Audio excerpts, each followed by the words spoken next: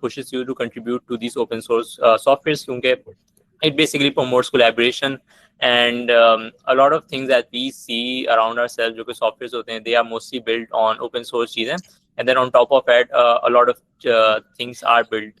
So जैसे Linux के top पे काफ़ी चीज़ें बिल्ट हैं, ऐसी बेसिक पाइथन जैसे अगर ओपन सोर्स है तो उसके ऊपर काफ़ी चीज़ें बिल्ट होती हैं, तो numpy pandas वगैरह हो गए. तो open source is like a fundamental thing in developer community which basically keeps the fundamentals of software development going on. So yeah, Google Summer of course में बताया कि ये international program है which is specifically designed by Google to bring new contributors to this open source ecosystem, ताकि as new developers are being forth in the industry, they are also coming to open source platforms as well and contribute there as well. So एक specific उनको motivation मिल जाती है कि अच्छा हम लोग जो contribute कर रहे हैं उसका we are gonna also be get paid, and also हमारा जो code होगा they're also gonna be used somewhere in a better setting as well.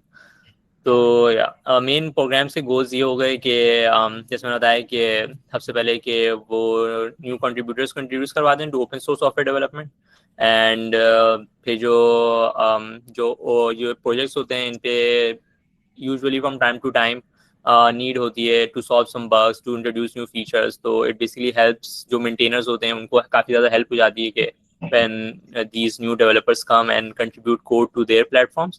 So उनको जैसे कोई new feature introduce कराने so like कोई बंदा आके उस feature completely end to end build कर सकता है, and then that person basically pushes a PR request, and when it gets merged eventually वो feature पूरा हो गया and nobody gets hired, nobody gets paid, but आपने feature contribute कर दिया. But अगर आप GSOC के through किसी organization में contribute कर रहे हैं, you obviously get paid for that. That is why it's really good. And इससे ये होता है कि when you're working on a real code base, तो आपको real world exposure मिलता है. You're not just working on some dummy project, but you're actually contributing code to a platform where it will be really be used. Like जैसे मैं DeepMind के साथ काम कर रहा था, तो I remember कि LangChain Llama Index में मेरी contribution होती थी. So whenever I used to open these PRs, मुझे push नहीं करना पड़ता था maintainers को कि मेरी PR merge कर दें.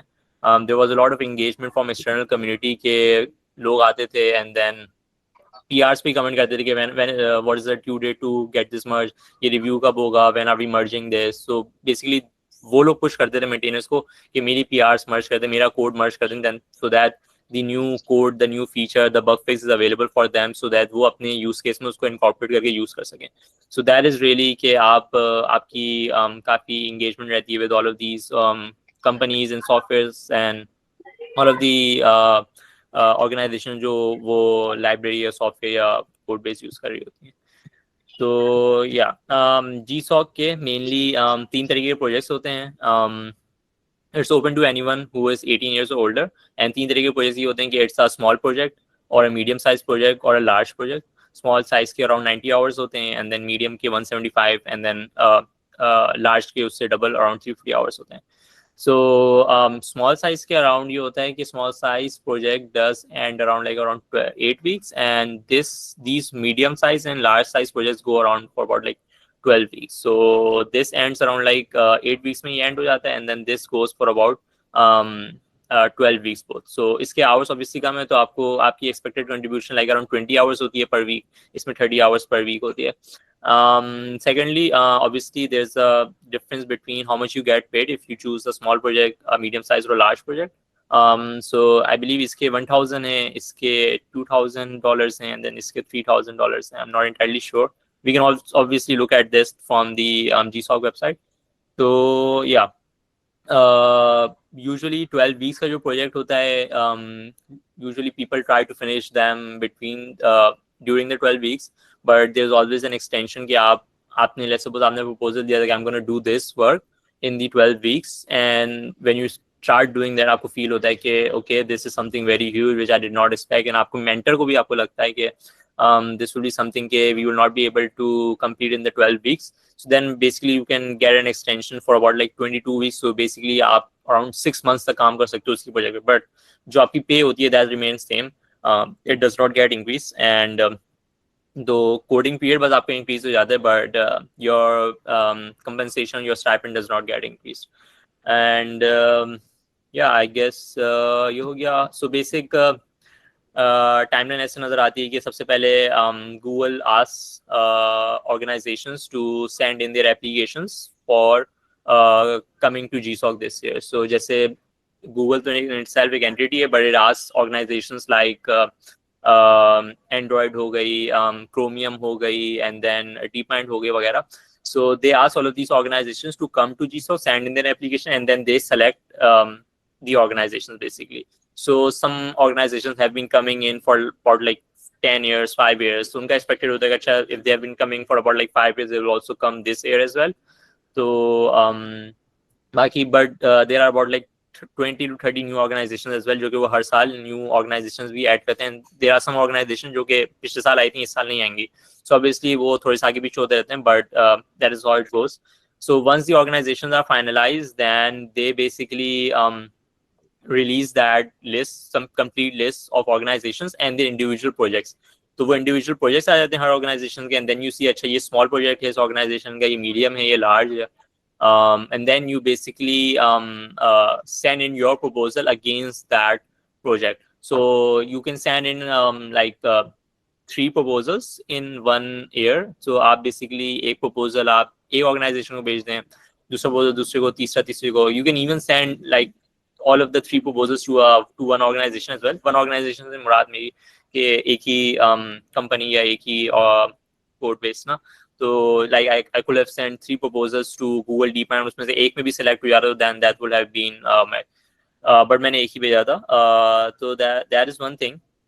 तो once आप proposal भेज, तो then you basically mentors जो होते हैं उस organization में वो rank करते हैं proposals को, and then you basically अगर आपका selection हो रहा होता है, you basically get selected. So अच्छा, इससे लग के ये लगा होगा कि basically proposal plays a huge part, but honestly in my experience, and I believe कि सकलैन का experience में ऐसी होगा कि proposal is just a formality. आपकी main जो effort, जो main जो judge हो रहे होते हैं, जिसपे वो आपकी होती है past contributions पे.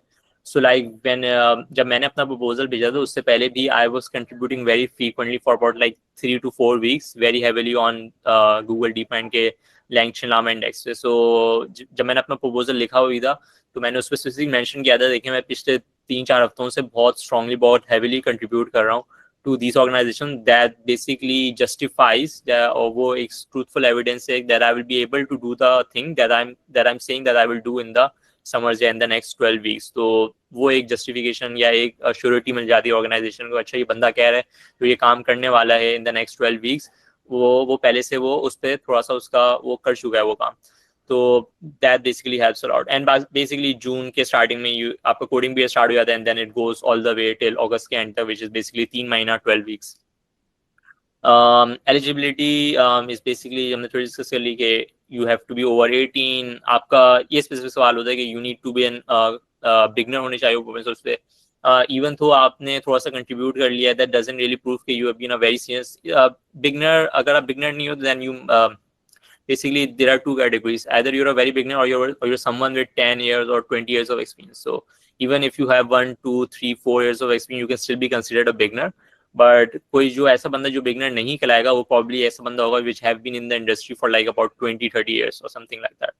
And eligibility to work in the country, Pakistan is obviously eligible, and a lot of countries are eligible. There are some countries that are not eligible, but obviously Pakistan is eligible. We are not also US embargoed, so that is also satisfied.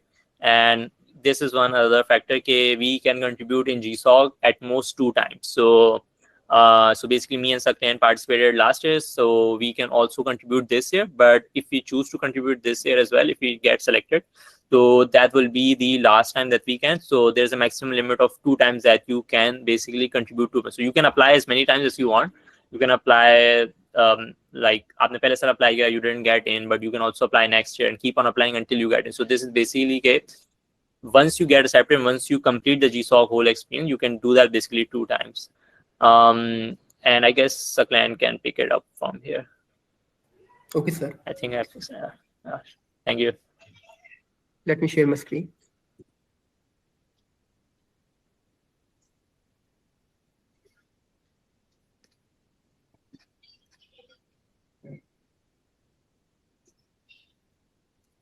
Okay. So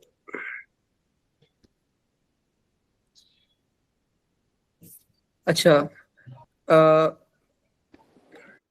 हम देखते हैं कि कौन कौन सी चीजें हमें पहले देखनी चाहिए before we go out and start looking to the organization.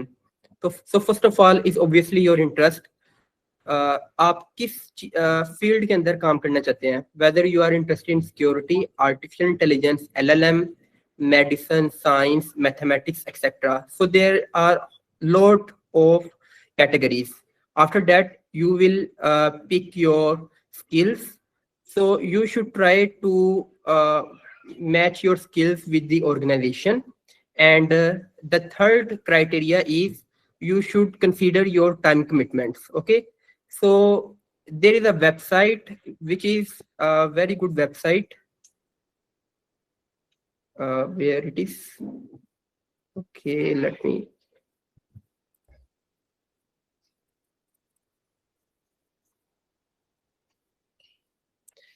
Okay, so as you can see, this is a website. Okay, so ये वेबसाइट थी जो ज्यादातर कंट्रीब्यूटर वो यूज करते हैं, ठीक है। तो अच्छा, ये वेबसाइट में ऐसी क्या खास बात है, गूगल समर ऑफ कोड के जितने भी ऑर्गेनाइजेशंस हैं और जितने भी प्रोजेक्ट्स पास के अंदर अपेयर हो चुके हैं, इस वेबसाइट पे आपको वो सारा डाटा मिल जाएगा। इसके अलावा भी जो कंट्रीब्यूटर्स ने अपना वर्क सबमिट किया है, कोड सबमिशन की है, वो भी आपको यहाँ पे मिल जाएगा, ठीक है। तो अगर आपने रिसर्च करनी है ना, ऑर्गेनाइजेशन को आपने फाइंड करना है और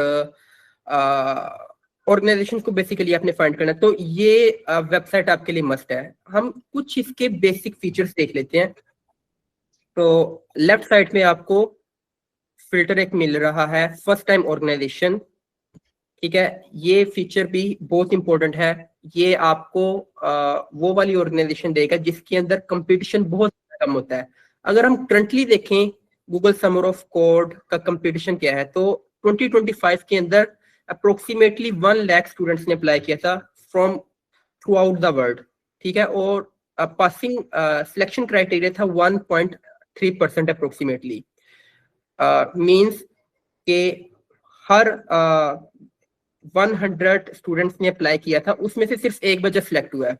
तो कंपटीशन काफी ज्यादा होता है, तो आपने अपनी एक स्ट्रेटजी बनानी होती है, ठीक है। ये जो फर्स्ट टाइम ऑर्गेनाइजेशन है ना, जो कि 14 ऑर्गेनाइजेशन है, इसको अगर आप देखेंगे तो यहाँ पे उस तरह कंपटीशन नहीं होगा। इसके बरक्स अगर आप देखें OS या क्रोमियम, ये कुछ ऑर्गेनाइजेशन है जिनके अंदर कंपटीशन ज्यादा होगा, ठीक है।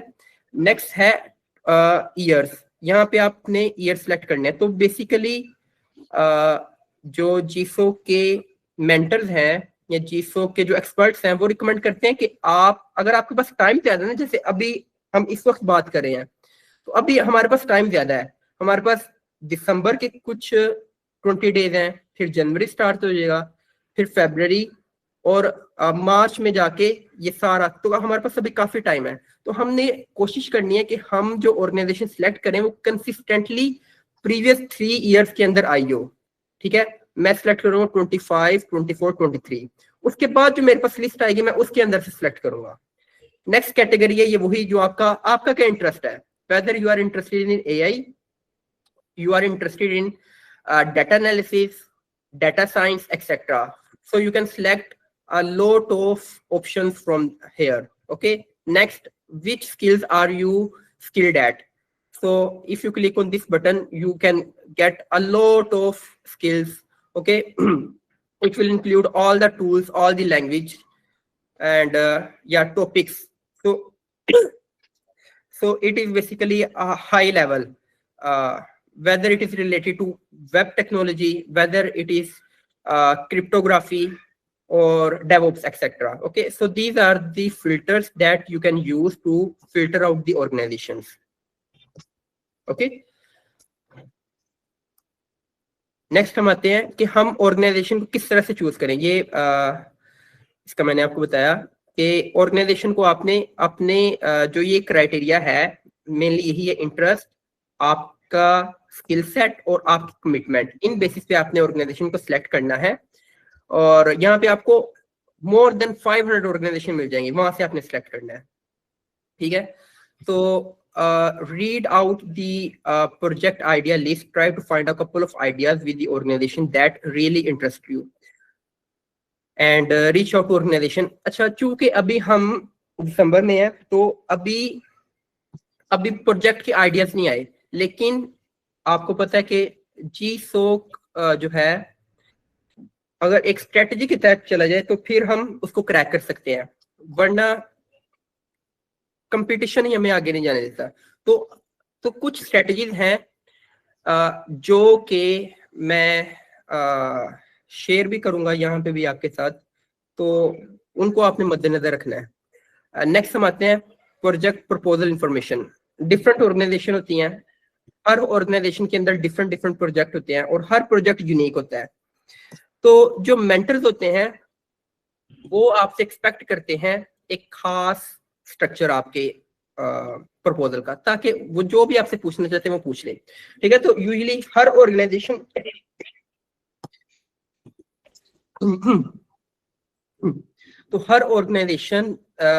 ने अपना एक टेम्पलेट प्रोवाइड किया था, या वो कम से कम एटलीस्ट आपको बता देते हैं कि आपका जो प्रपोजल हो उसके अंदर आपने ये सारी चीजें लिखनी है। ठीक है, तो ये ज्यादा इस वक्त मैटर नहीं करता प्रपोजल कैसा होना चाहिए, ज्यादा मैटर ये करता है कि आपकी स्ट्रेटजी क्या है, आप एक्टिवली ऑर्गेनाइजेशन के अंदर कंट्रीब्यूट कर रहे हैं कि आपने अपनी एक लिस्ट बनाई हुई है, मिनिमम 7 ऑर्गेनाइजेशन कम से कम आपने सेलेक्ट की हुई है और कम से कम आप उनको एक्सप्लोर कर रहे हैं, अपॉर्चुनिटीज को जो पास्ट प्रोजेक्ट से उनको एक्सप्लोर कर रहे हैं। तो ये फिलहाल मैटर करता है। ये जब इसका वक्त आएगा प्रपोजल का तब हम इस पे बात करेंगे। ठीक है, राइटिंग द प्रोजेक्ट प्रपोजल, मैं स्किप कर रहा हूँ इसको। फ्रीक्वेंटली आस्क्ड क्वेश्चंस, ये कुछ क्वेश्चन हैं जो हम पहले भी कवर कर चुके हैं। तो 3 तरह के गूगल समर ऑफ कोड वो फंड करती है ऑर्गेनाइजेशन को, जिसके अंदर होता है मीडियम, स्मॉल एंड लार्ज। जो मीडियम होता है वो 8 वीक का होता है, इसका स्टाइफंड होता है आई बिलीव $800, सॉरी स्मॉल का। मीडियम 175 आवर्स जो कि 12 वीक्स तक रहती है और इसका स्टाइफंड होता है $1500। और लास्ट होता है हार्ड या लार्ज प्रोजेक्ट, इसका स्टाइफंड होता है $3000 और ये 12 वीक्स तक चलता है। और बेसिकली इसके अंदर नंबर ऑफ आवर्स दुगने हो जाते हैं, टाइम इसका वही रहता है। ठीक है, तो वहां पे अगर उन्होंने 4 घंटे काम करना था यहाँ पे वो 6 या 7 घंटे हो जाते हैं काम। ठीक है, तो इसके अंदर ज्यादा कमिटमेंट आपको चाहिए होती है, दैट्स इट। ओके, क्वेश्चन ये भी हो सकता है कि मुझे कुछ भी नहीं पता, मैं बिल्कुल बिगिनर हूं, मैं किस तरह से कंट्रीब्यूट करूं? तो गूगल समर ऑफ कोड बनाया ही बिगिनर्स के लिए है। ठीक है, आपने इसका बस बेसिक क्राइटेरिया पास करना है कि आप 18 साल से ज्यादा हो। ठीक है, एंड दैट्स इट। ठीक है, बाकी आपने ओपन सोर्स के अंदर आप एक्सपर्ट ना हो, यानी कि आप 6-7 साल आप कोई काम इसी से रिलेटेड आपकी जॉब ना हो। ठीक है, बस यही बेसिक क्राइटेरिया। तो वो यहाँ पे जितने भी स्टूडेंट्स हैं वो सारे इसके अंदर फॉल करते हैं। अच्छा, अब हम टाइमलाइन पे आ जाते हैं। तो चूंकि अब हम 2026 की बात करें हैं, आप गूगल पे सर्च कीजिएगा Google summer of code 2026 timeline. ठीक है, आपको ये वाला पेज मिल जाएगा। इस पेज के अंदर टाइमलाइन बताई हुई है। तो करंटली ऑर्गेनाइजेशंस इस वक्त क्या कर रही हैं? ऑर्गेनाइजेशंस, आपको पता है Google summer of code 2026 announce हो चुका है गूगल समर ऑफ कोड की तरफ से। तो ऑर्गेनाइजेशन जो उन्होंने कुछ प्रोजेक्ट्स 2025 के अंदर भी दिए थे, कुछ प्रोजेक्ट वो मजीद अपने इवेल्युएट करी हैं, तो वो एक अपनी लिस्ट कंपाइल कर रही हैं। ठीक है, वो लिस्ट इन्होंने मैक्सिमम 3 फरवरी तक इन्होंने सबमिट कर देनी है गूगल को।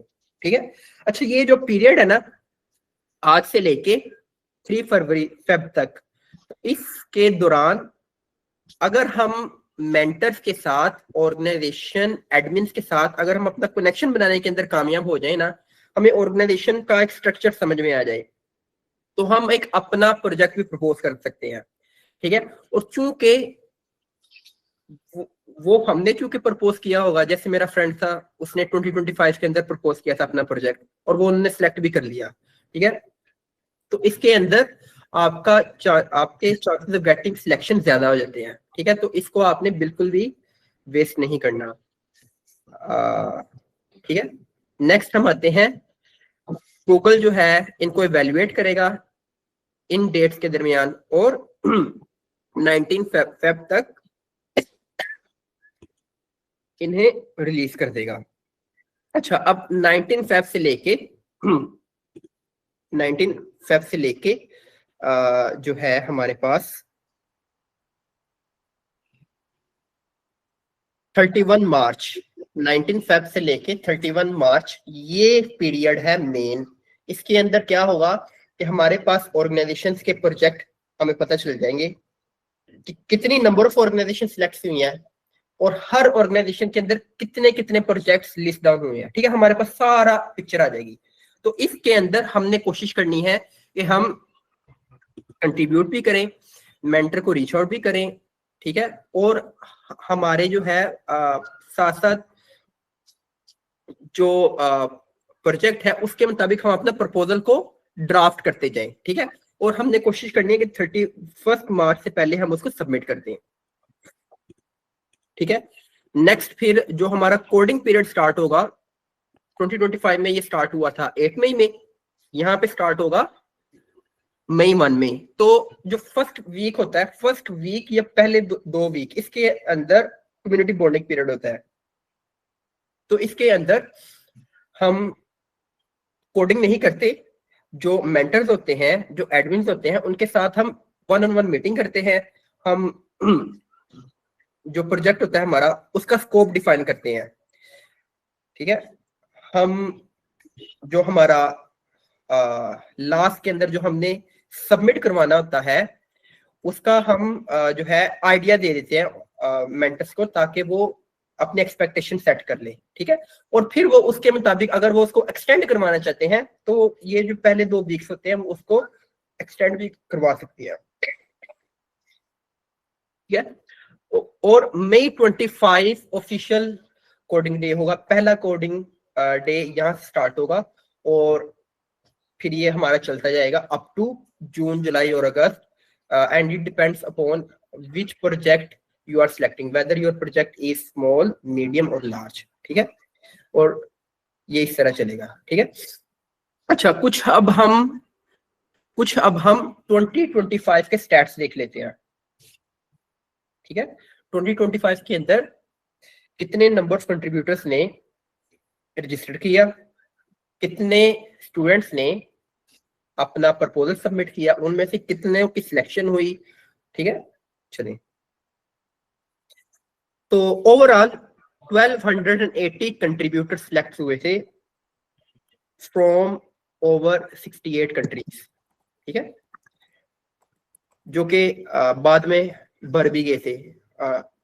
1282 हो गए थे, 1282 हो गए थे बाद में, ठीक है। यहाँ पे ये अपडेट नहीं हुआ। तो आप देख सकते हैं पाकिस्तान इसके अंदर शामिल है, कुछ कंट्रीज हैं वो शामिल नहीं है, जैसे रशिया, जैसे क्यूबा, जैसे ईरान वगैरह वगैरह, ठीक है। तो 92% जो कंट्रीब्यूटर्स थे वो बिगिनर्स थे बिल्कुल, यानी उन्होंने पहली दफा जीसो के अंदर पार्टिसिपेट किया था, जिनके अंदर 90% अप्रोक्सीमेटली वो सिर्फ स्टूडेंट्स थे।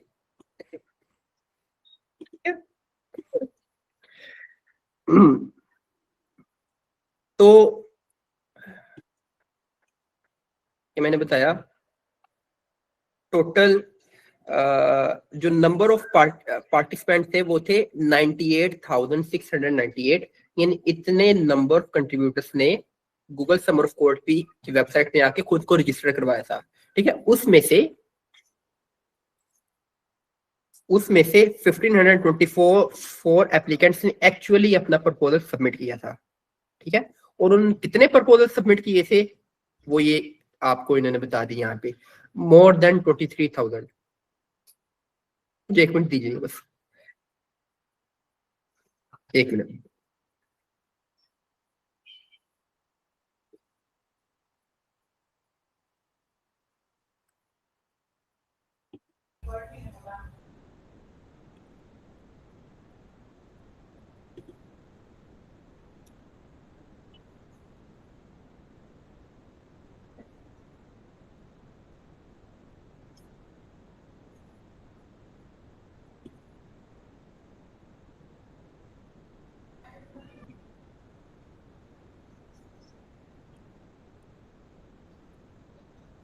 ठीक है।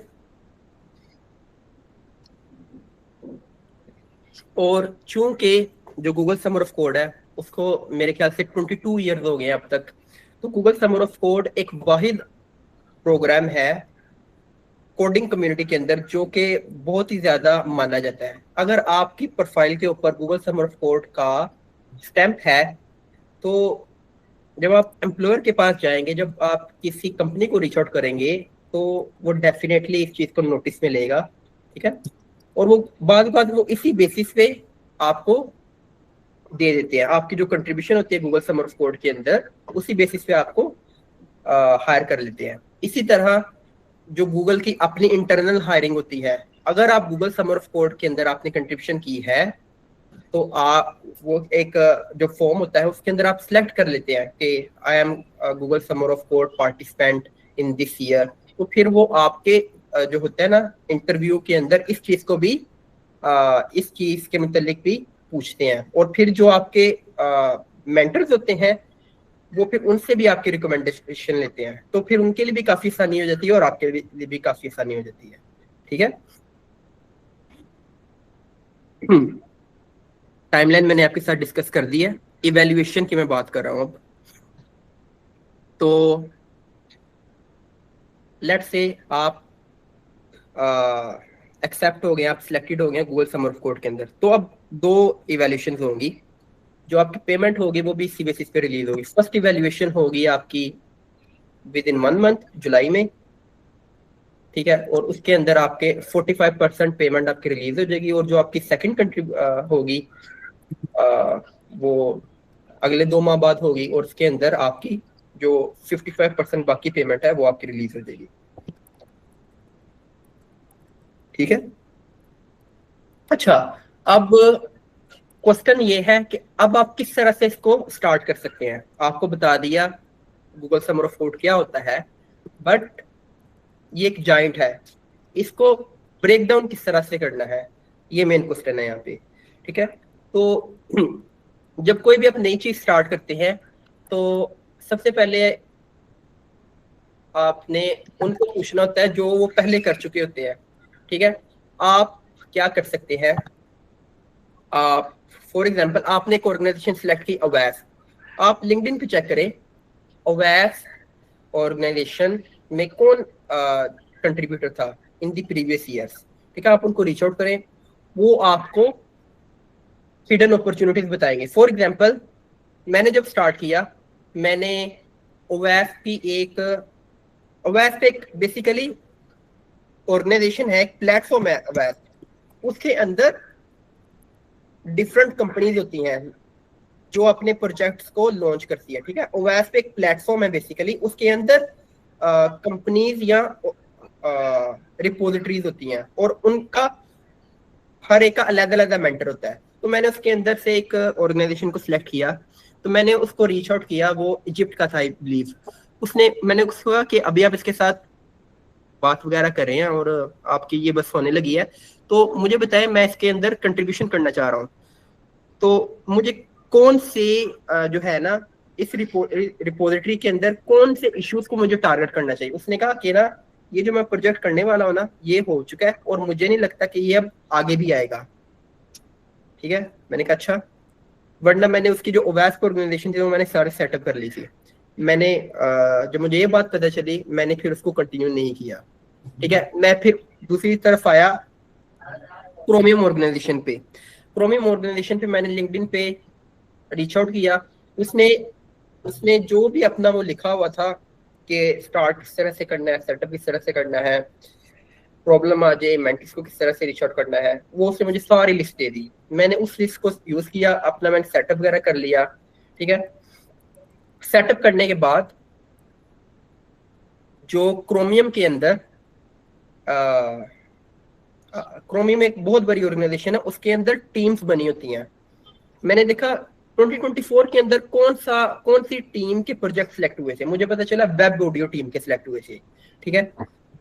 मैंने उनका गूगल गिटहब के जाके अलहदा से मैंने देखा, उनका एक अलहदा रिपोजिटरी बनी हुई थी, मैंने उसके अंदर से एक डॉक्यूमेंटेशन का वो इशू था, मैंने उसको रिजोल्व करके मैंने सिलेक्ट कर दिया, ठीक है। उसके बाद उसके बाद 2 दिन के बाद ही वो रिलीज हो गया, जो गूगल समर ऑफ कोड की लिस्ट थी वो रिलीज हो गई, उसके अंदर वही आ गई थी। ठीक है, मैंने मेंटर को रीच आउट किया और मैंने कहा कि मैं ये जो आपने गुड फर्स्ट इशू लिस्ट किए हैं, मैं इनको सोल्व करने जा रहा हूँ। और मैं 2 दिन पहले मैं ये इशू भी सोल्व कर चुका हूँ। उन्होंने मुझे कहा कि ठीक है, मुझे याद है आपका, आप करें। ठीक है, तो वो जो गूगल समर ऑफ कोड के मेंटर्स थे वो काफी रिस्पॉन्ड करते थे। ठीक है, तो फिर चूंकि मेरी वो उस तरह से कम्युनिकेशन बन गई, तो मेरी जो पहली कंट्रीब्यूशन थी वो आई बिलीव मार्च में थी। ठीक है, 1 माह पहले ही थी मेरी। ठीक है, तो उसके बाद से जो उन्होंने फिर वो लिस्ट डाउन किए, मैंने उनको 1 बाय 1 सॉल्व करना स्टार्ट किया। और जब मैंने सबमिट किया तो मेरे साथ 5 या 6 और भी दूसरे भी थे, मगर चूंकि अब वो मेरे से थोड़ा सा वो लैग कर गए, उन्होंने उन्होंने वक्त पर रीच आउट नहीं किया, या वक्त पर उन्होंने उस तरह से कंट्रीब्यूशन नहीं की, या शायद उनका प्रपोजल उस तरह से अच्छा ना हो। ठीक है, तो वो उस वजह से लैग कर गए और मैं इसके अंदर सिलेक्ट हो गया। अच्छा, अब चूंकि गूगल समर ऑफ कोड जो है, अब मैं बताता हूँ कि हाउ आई कैन हेल्प। ठीक है, तो हमारा एक व्हाट्सएप पर चैनल भी है जो कि मैम खान साहब के साथ शेयर कर देंगी। उसके अंदर हम स्टार्टिंग फ्रॉम टुडे हम जो है वीकली मीटिंग किया करेंगे, और हम 2025 में भी किया करते थे। और इसके अंदर बेसिकली हम क्या करेंगे कि जो ऑर्गेनाइजेशन आपने सेलेक्ट की है उसके जो इश्यूज होंगे उनको हम 1 एट अ टाइम करके सोल्व करेंगे। ठीक है, तो अभी चूंकि इश्यूज को सोल्व करने का पीरियड है, मेंटर के साथ कम्युनिकेशन का पीरियड है, तो फिलहाल हम इस पर फोकस करेंगे। ठीक है, और इसके अलावा जो मुझे स्ट्रेटजीज पता है, और ऐसी बहुत सारी चीजें होती हैं जो अभी आपको फिलहाल नहीं पता, बट अगर आप अगर आप किसी एक्सपर्ट के पास चले जाएं तो वो आपको बहुत सारी चीजें बता देता है। ठीक है, तो मैं आपको उन सारी चीजों के अंदर हेल्प कर सकता हूँ। मैं आपको हेल्प कर सकता हूँ कि मेंटर को किस तरह से रीच आउट करना है, अपनी कम्युनिकेशन को किस तरह से स्ट्रॉन्ग करना है, प्रोजेक्ट को किस तरह से सिलेक्ट करना है, और फिर जब हमारा प्रपोजल का पीरियड आएगा उसके अंदर हमने प्रपोजल को किस तरह से सिलेक्ट करना है, सॉरी प्रपोजल को किस तरह से हमने राइट डाउन करना है। और इसके साथ साथ हमने इस चीज का भी ख्याल रखना है कि जिस ऑर्गेनाइजेशन को हमने सिलेक्ट किया है, क्या वहां पे कंपटीशन है। तो अगर तो कंपटीशन है फिर हमारी कुछ और स्ट्रेटजी होगी, अगर नहीं है तो फिर कुछ और होगी। जैसे कि जो क्रोमियम था, क्रोमियम के अंदर कंपटीशन रिलेटिवली कम होता है। क्यों? क्योंकि Chromium is one of the world's largest repository in the world. इसके अंदर millions and more than 6 million code lines है।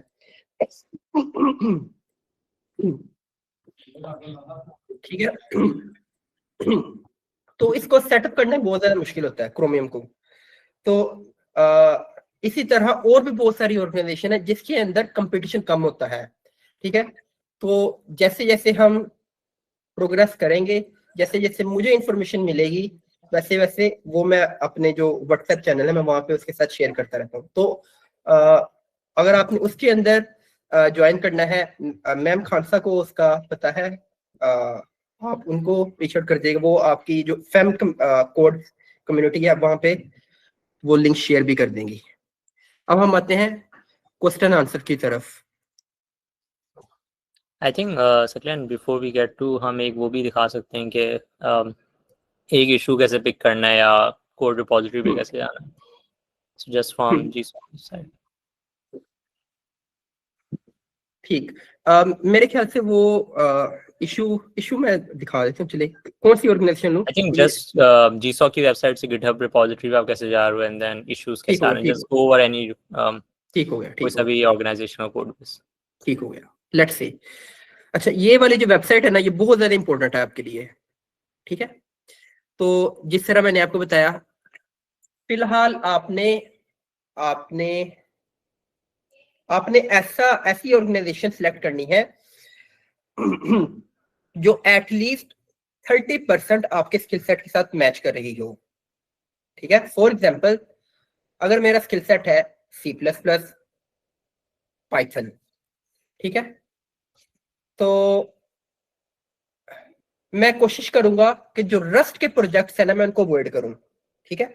हाँ, C++ के अंदर अब एक नई रिपोजिटरी है, C++ की ही रिपोजिटरी है, बट मैं उससे फेमिलियर नहीं हूं, ठीक है। तो ये मेरा टारगेट बन सकता है, ठीक है। तो मैंने कोशिश करने की, मुझे जो प्रोजेक्ट या जो ऑर्गेनाइजेशन हो ना, या उसके जो प्रीवियस प्रोजेक्ट्स हो, उसका कम से कम 30% मुझे आइडिया हो, ठीक है। बाकी जो 70% है वो हम आगे अपकमिंग 5 मंथ्स उसके अंदर हम उसको बिट बाय बिट सोल्व करेंगे।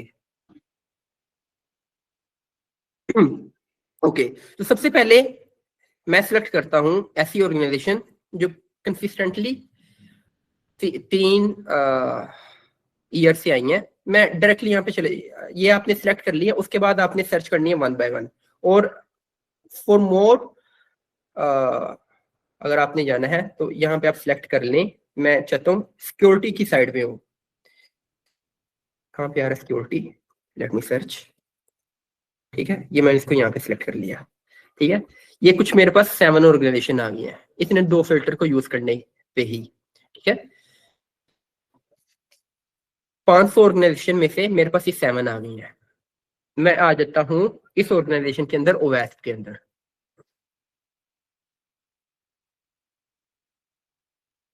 ठीक है। अच्छा, यहाँ पे इन्होंने कुछ अपने कम्युनिकेशन के लिंक्स दिए हुए हैं और कुछ स्टैट्स दिए हुए हैं। इसको देख के मुझे पता चल रहा है कि ओवैस consistently from 2016 up until now आ रही है, ठीक है। 2016 में इसके 5 प्रोजेक्ट सिलेक्ट हुए थे, 2025 के अंदर इसके 15 प्रोजेक्ट सिलेक्ट हुए थे, और चूंकि ये कंसिस्टेंटली आ रही है, इसका मतलब 2026 में भी ये आएगी, ठीक है। अच्छा, अब मैं स्क्रॉल डाउन करूंगा, ठीक है। यहाँ पे इसकी वेबसाइट मिल जाएगी, अगर आप इसको देखें, लिखा हुआ west.organization.org, इसको मैंने ओपन कर लिया। यहाँ पे इसका ट्विटर है, इसकी मेलिंग लिस्ट है, कम्युनिकेशन चैनल है, ये स्लैक का चैनल है। अगर आप देखें ना इस कॉर्नर पे, तो ये इसका स्लैक का चैनल है, एंड देन सो ऑन, ठीक है। कैटेगरी इसकी सिक्योरिटी से रिलेटेड है, ये नंबर ऑफ ईयर्स है कि जो ये कंसिस्टेंटली आती रही है, ये टेक्नोलॉजीज है जिस पर ये बेस्ड है, जो इसकी रिपोजिटरी है वो मेनली इन टेक्नोलॉजीज को यूज कर रही है। उन टॉपिक्स का मतलब है कि कौन सी टेक्नोलॉजी के एरियाज है जिनको ये टारगेट कर रही है, ठीक है। तो आप यहाँ पे देख सकते हैं, यानी ओवैस के अंदर आपको ऐसे टूल्स मिलेंगे जो आपको सिक्योरिटी के अंदर हेल्पफुल होंगे, जो आपको सिक्योर डेवलपमेंट के अंदर आपको हेल्पफुल होंगे, ठीक है। Cyber security and DevOps and so on, ठीक है, इसके अंदर आपको हेल्पफुल होंगे, ठीक है। अब मैं स्क्रॉल डाउन करता हूं, यहाँ पे आगे पास प्रोजेक्ट्स, ये बहुत ज्यादा इंपॉर्टेंट है। इससे मुझे क्या पता चल रहा है, 2025 के अंदर जितने भी 15 प्रोजेक्ट सिलेक्ट हुए थे, और उन हर एक प्रोजेक्ट का जो कंट्रीब्यूटर था उसकी मुझे इंफॉर्मेशन यहाँ पे मिल गया। फॉर एग्जाम्पल, मैं खोलता हूं इसको, मैं खोलता हूं इसको, इसका क्या नाम था, इसका नाम था Abhay Mishra, and the project was related to Nest API and schema development, okay.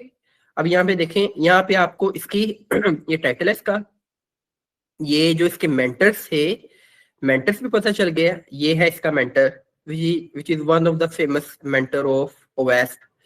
And then ये इस प्रोजेक्ट की डिस्क्रिप्शन है। तो ये आपके लिए बहुत ज्यादा इंपॉर्टेंट है, यहाँ से आपको पता चलेगा कि क्या ये ऑर्गेनाइजेशन मेरे से रेलेवेंट है भी या नहीं। इसको आपने आहिस्ता आहिस्ता करके समझ के पढ़ना है, ठीक है। अब देखें इसके अंदर कौन कौन सी टेक्नोलॉजी यूज हो रही है, ग्राफक्यूएल, ओपन एपीआई, ठीक है, फ्रंट एंड से रिलेटेड है, जेसन स्कीमा से रिलेटेड है, रेस्ट एपीआई से रिलेटेड एंड सो ऑन, ठीक है। एंड ओवरऑल ये किस चीज, इसका पर्पस क्या था? नेस्ट एपीआई इसका प्रोजेक्ट है, ओवेस्ट नेस्ट बेसिकली इसका नाम है प्रोजेक्ट का। उसके अंदर स्कीमा को डेवलप करना था, जो कि ठीक है, तो इसको करना था। ठीक है, ये आपने यहाँ की वो कर ली। अब मैं आता हूँ इसका कोड सबमिशन की तरफ, जो फाइनल सबमिशन करते थे ना वो। अब जो ये जो स्टूडेंट था जिसका नाम अभय मिश्रा था, उसने जो जो सबमिशन की है वो सारा आपको यहाँ से पीआर मिल गया। ठीक है, यहाँ से आपको पता चल जाएगा उसने क्या काम किया है।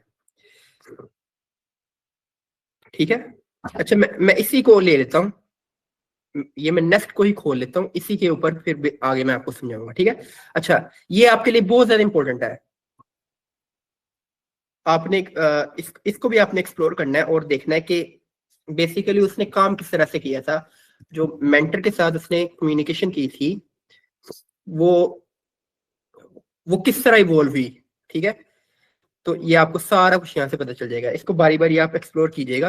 बट अब हम आते हैं जो मेन हमारी ऑर्गेनाइजेशन है, नेस्ट। ठीक है,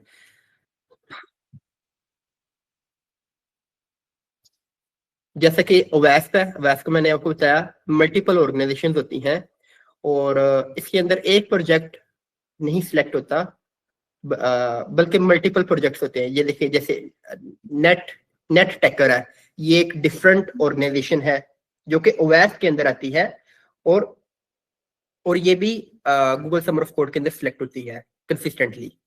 ठीक है, एंड सो फोर्थ। ठीक है, हमारा टारगेट है यहाँ पे नेस्ट। तो यहाँ पे आपको पता चलेगा कि ये किस टेक्नोलॉजी पर काम करता है। ठीक है, पाइथन के अंदर काम कर रही है, ये टाइपस्क्रिप्ट है, मेनली यही दो चीजें हैं इसके अंदर। ठीक है, यहाँ से मैं इसका अबाउट करूंगा, इसकी जो वेब के अंदर इसका डेडिकेटेड पेज है वो खोल लूंगा, और यहाँ पे मैं आ जाऊंगा इश्यूज के ऊपर।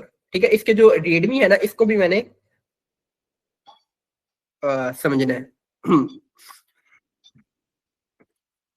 ठीक है, अब देखें यहाँ पे ओपन जो है इश्यूज, इश्यूज कौन कौन से ओपन है इस वक्त, वो है 128। ठीक है, अब ये इशू 9 मिनट्स पहले ये ओपन हुआ था, और यहाँ पे आप देखें कि क्लोज को किस तरह के थे, क्लोज को भी आप देखें कि उसके अंदर उन्होंने किस तरह से सोल्व किया। ठीक है, लेट्स से हम एक को खोल लेते हैं जो थोड़ा सा एक्टिव भी है। ठीक है, ये थोड़ा सा एक्टिव मुझे लग रहा है, मैं इसको खोल लेता हूँ। Enhance precise location manipulation on chapters map. ठीक है, अच्छा इशू को समझने से पहले मुझे पता होना चाहिए कि जो ऑर्गेनाइजेशन है वो है किस बारे में। मुझे पता होना चाहिए कि जो नेस्ट है ये प्रॉब्लम क्या सोल्व करती है। इशू से मैंने यहाँ पे पढ़ लिया, enhance precise location manipulation on chapter map. अगर मैं इसको खोलूं यहाँ पे, तो यहाँ पे इसकी कुछ डिस्क्रिप्शन वगैरह दी हुई है, बट इससे पहले आपने ये जो है ना इसका ये जो है इसका आपने थोड़ा सा आपने एक्सप्लोर कर लेना है, कुछ वक्त इसको भी आपने देना है।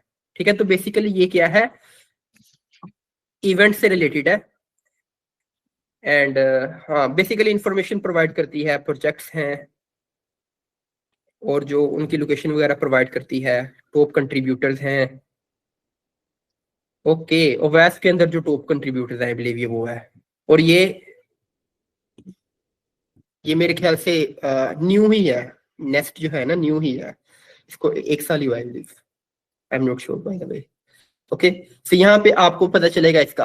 अच्छा ये जो है ना ये इतनी मुश्किल नहीं है, इसके अंदर लोकेशन को मैनिपुलेशन करनी है, जो कि फ्रंट एंड है और कुछ एपीआई से रिलेटेड होगा। अगर आपको फुल स्टैक वेब डेवलपमेंट आती है तो आप इसको प्रीसाइजली सॉल्व कर सकते हैं।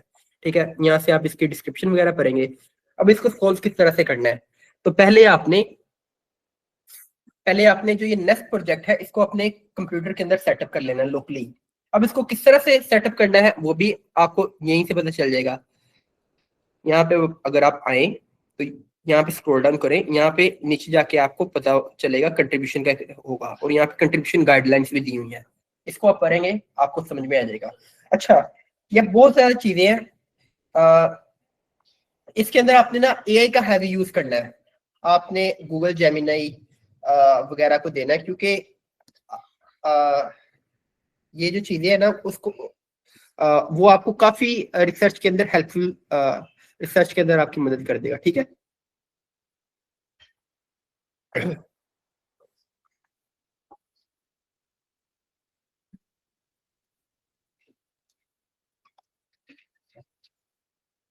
ठीक है, तो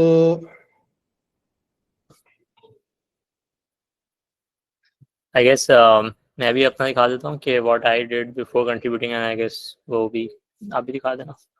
ठीक है, ये ठीक है। बाकी जो है ये आप जो हर ऑर्गेनाइजेशन होती है वो यूनिक होती है। ये जिस तरह आप इसको एक्सप्लोर करते जाएंगे आपको फिर हिडन अपॉर्चुनिटीज मिलती जाएंगी, ठीक है। बाकी अब आपने खुद एक्सप्लोर करना है, और बाकी आप जब कम्युनिटी के अंदर शामिल हो जाएंगे तो हम मजीद इस पे बात वगैरह कर लेंगे। बाकी सर साथ आप कंटिन्यू करें प्लीज, आप अपना बता दें। मैं प्रेजेंट कर देता हूँ।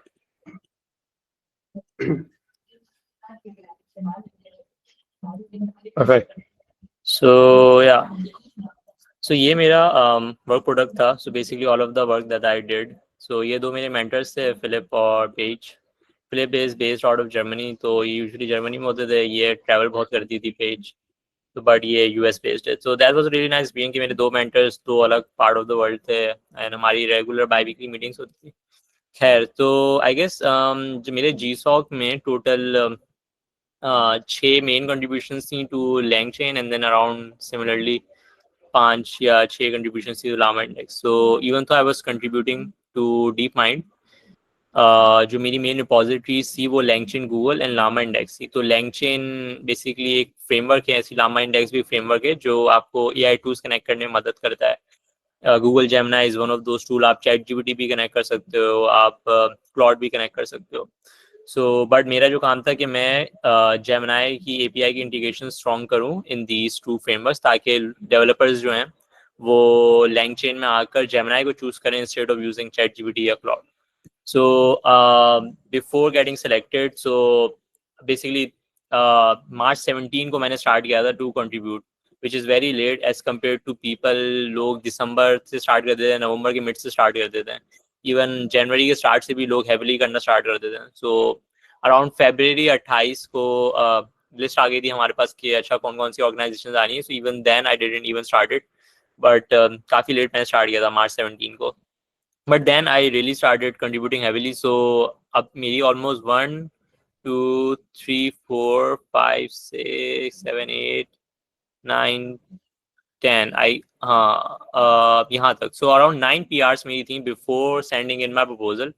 इसमें से I would say कि 5-6 काफ़ी significant ones थी। तो अगर हम जैसे ग्राउंडिंग सपोर्ट वाली PR देख लें, so this was a very heavy PR, around like 300 lines of code। इसमें मैंने कोर फीचर ये कंट्रीब्यूट ये किया था कि जेमिनाई के पास कैपेबिलिटी होती है कि इट कैन, अब उसको कोई कॉन्टेक्स्ट नहीं पता तो वो गूगल सर्च कर सकता है, बट जेमिनाई के पास तो बट ये it needs to be specifically integrated into LangChain as well. तो अब लैंगचेन में मैंने ये फीचर पूरा इंट्रोड्यूस किया था। इवन तो जेमिनाई की एपीआई में फीचर मौजूद है, लैंगचेन में फीचर मौजूद नहीं था कि वो गूगल सर्च कर पाए। तो मैंने पूरा फीचर एंड टू एंड ये मैंने सबमिट किया था। तो ये मेरा रिव्यूअर होता है lunate collision. So he is also based out of Germany. तो फिर जैसी बातचीत हमारी हुई एंड उसने बोला ये चीज़ें सही कर दो, तो मैंने ये चीज़ें सही कर दी, डिपेंडेंसी रिमूव करनी थी मैंने सही कर दी, एंड देन इवेंचुअली ये मेरी पीआर मर्ज हो गई। तो this was one of the main PR. उसके अलावा कुछ छोटी मोटी पीआरस भी थी, जैसे अगर मेरी पहली पीआर देखो, इस एट दिस पॉइंट मेरे पास कोई कंट्रीब्यूशन नहीं थी, but this was a small PR. तो इवेंचुअली आप जब भी स्टार्ट करते हो आप हमेशा स्मॉल पीआर से स्टार्ट करते हो। This is just like 12 lines of 13 lines of change जो मैंने किया था। तो स्मॉल चेंज से फायदा ये होता है कि जब भी आपका कोई मेंटेनर देखता है तो बोलता है अच्छे नया बंदा आ रहा है, ये नया कोड तो डाल रहा है, तो इसका कोड कितना अच्छा है, आपने टेस्ट पूरे लिखे नहीं लिखे। सो अगर इस पीआर में देखेंगे मैंने कंट्रीब्यूट तो कर दिया था, बट मैंने टेस्ट स्पेसिफिकली कुछ नहीं लिखे इस पर। सो दिस वॉज माई, अच्छा टेस्ट मैंने इंट्रोड्यूस किया था, sorry. So this was basically मैंने 3-4 लाइनें चेंज की, फीचर फिक्स हो गया, एंड देन बेसिकली उसके लिए मैंने टेस्ट भी अपडेट कर दी कि now this will also work like this. 1 second. Yeah. So this was my first of the one of my first PRs. और आई स्टार्टेड क्योंकि करना स्मॉल ही था तो एक बेसिक मैंने फीचर पिक किया, इशू पिक किया, and then I started contributing to that. इसको पहले रिपोजिटरी पूरी सेटअप करनी पड़ी थी. अब जैसे अगर मैं इस पे भी जाऊँ तो जैसे सकलैन भाई दिखा रहे थे, सो रिपोजिटरी में कंट्रीब्यूशन की गाइडलाइंस दिए हुए होते हैं, कंट्रीब्यूशन गाइड वगैरह, रिपोजिटरी कैसे सेटअप होगी, क्या क्या सॉफ्टवेयर आपको इंस्टॉल करना होगा. एंड अब तो AI, even chat GPT, Gemini वगैरह इतने अच्छे हैं कि they can specifically help you कि आपको सॉरी आपको कैसे सेटअप करना है, आपको कौन कौन सी डिपेंडेंसीज वगैरह या इंस्टॉल्स वगैरह करने हैं, क्या कैसे सेटअप करना है, वो पूरा हेल्प कर देते हैं. तो बेसिकली आप वो डिस्क्रिप्शन दे सकते हो जेमिनी को, चैट जीपीटी का, वो आपको स्टेप बाय स्टेप लिख के दे देगा. अच्छा अब ये करो, अब ये करो, अब ये करो. अच्छा अब ये देखो, लैंगचिन गूगल की ऑफिशियल रिपोजिटरी एंड मैं ऑलमोस्ट टॉप 7-8 कंट्रीब्यूटर्स में आता हूँ. आई रिमेंबर कि जब मैं कंट्रीब्यूट कर रहा था ना, तो मैं मार्च से मैंने स्टार्ट किया, जैसे मैं दिखा रहा था, मार्च 17 को मैंने स्टार्ट किया, एंड देन मैंने प्रपोजल अराउंड सेंड किया है अराउंड दिस डेट. तो अप्रैल 4 को मैंने प्रपोजल सेंड कर दिया, अप्रैल 8 को शायद डेडलाइन थी, या गेस अप्रैल 8 को ही सेंड किया था. उसके बाद मैंने ब्रेक ले लिया बिकॉज मेरे एग्जाम्स वगैरह आ गए थे. So contributing these all of these PRs मैं इवेंचुअली फर्स्ट पोजीशन पे आ गया था. फर्स्ट पोजीशन अगर आप इधर जाओ तो यू कैन सी के कौन कौन से कंट्रीब्यूटर्स हैं एंड उनकी रैंकिंग आ रही होती है. सो बेसिकली अभी जैसे यू सी के these are the top people being rank. Even तो मैंने कंट्रीब्यूट इस रिपोजिटरी में 6 महीने 3-4 महीने से नहीं है, but I am still 7th. This just shows इतना मुश्किल नहीं होता टॉप पे आना, बट उस टाइम स्पेसिफिकली मैं टॉप पे आ गया था. तो अगर आई विल जस्ट शो के अगर एडिशंस पे जाएं अराउंड वाला टाइम फ्रेम ले लें जब मैं कंट्रीब्यूट कर रहा था, दैट वाज अराउंड मई तक, एंड देन अराउंड मैंने स्टार्ट किया था मार्च के अराउंड. तो अब इसमें भी आ जाएं और आगे ये रहा, यू विल सी कि मैं टॉप 3-4 पे आ ही गया था, बट उस टाइम पे मैं स्पेसिफिकली फर्स्ट आता था. तो ये मैंने स्पेसिफिकली मेंशन किया था अपने प्रपोजल पे कि I am the number 1 contributor in this repository, and मैंने इतना ज़्यादा कोड कंट्रीब्यूट किया कि जो कोड मेंटेनर्स हैं उनसे भी ज़्यादा कोड मैंने कंट्रीब्यूट किया है. So that's why I feel like कि मुझे सिलेक्ट होना चाहिए. तो ये मैंने स्पेसिफिकली अपने उस प्रपोजल में पूरा मेंशन किया था. अगर इधर आ जाए, स्पेसिफिक पीरियड हमारा 17 मार्च से लेके यहाँ तक, अप्रैल में आई थिंक एक पीरियड था इसमें फर्स्ट हो गया था, इस पीरियड में फर्स्ट हो गया था. तो ये मैंने स्पेसिफिकली मेंशन किया, this was around the time जो हमारी प्रपोजल की होती. तो क्या दिस वाज अबाउट लैंगचेन. और यस, सो अब ये एक और मैं एग्नो पे भी करना चाह रहा था, बट इवेंचुअली मैंने कहा कि देयर वर मल्टीपल चॉइसेस कि एग्नो भी एक फ्रेमवर्क था, लैंगचेन एक फ्रेमवर्क था, लामा इंडेक्स भी एक फ्रेमवर्क था. तो मैंने फिर इवेंचुअली चूज किया कि मैं सिर्फ लैंगचेन लामा इंडेक्स पे जाऊंगा, I will not go for Agno. तो वो काफ़ी ज़्यादा डाइवर्सिफाई हो जाएगा, काफ़ी मुश्किल हो जाएगा कि मैं 3 फ्रेमवर्क टारगेट कर रहा हूँ. तो अच्छा, इवन तो ये लैंगचेन लामा इंडेक्स अगर आप इन सब में देखोगे, they are all concern with Gemini. तो इधर जेमिनी का मैं अपडेट कर रहा हूँ, इधर ऐसे ही जेमिनी लैंगचेन में जेमिनी का अपडेट हो रहा है, इधर भी LLMs जेमिनी है, इधर भी Vertex AI which is another like cloud पे जेमिनी का चीज़ होती है. तो all of these PRs were related to Gemini, but मैं कंट्रीब्यूट कर रहा था लैंगचेन एंड लामा इंडेक्स पे. So around these 9 PRs usually ये होता है कि आप एक रिपोजिटरी पे आते हो, you pick up those features, आप स्मॉल फीचर्स स्टार्ट करते हो, and then you eventually pick up more harder features, more बड़े फीचर्स, मोर बड़े बग फिक्सेस. लाइक बड़े फिक्सेस जैसे हो गए 400 lines of code, 500-600 lines of code अगर आप कर रहे हो.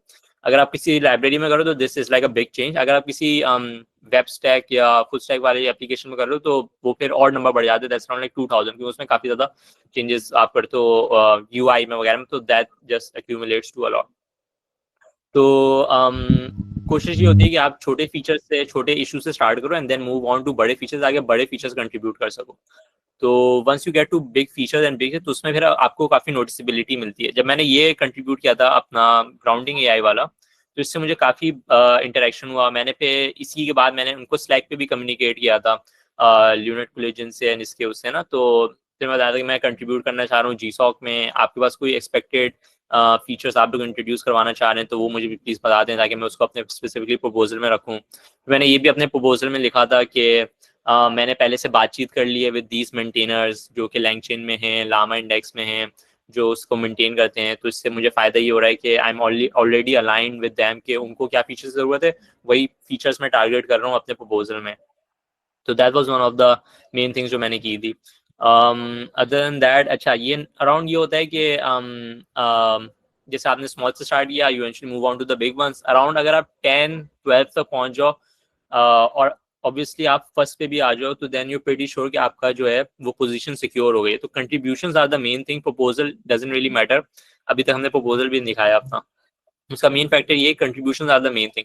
आई रिमेंबर कि मेरा एक दोस्त था who eventually reached out to me on LinkedIn, वो भी कंट्रीब्यूट कर रहा था ऑर्गेनाइजेशन पे, मैं ऑसी ऑर्गेनाइजेशन थी, तो उस पर उसकी कंट्रीब्यूशन मेरे से भी ज्यादा थी, बट ऑब्वियसली डिफरेंट ऑर्गेनाइजेशन थी।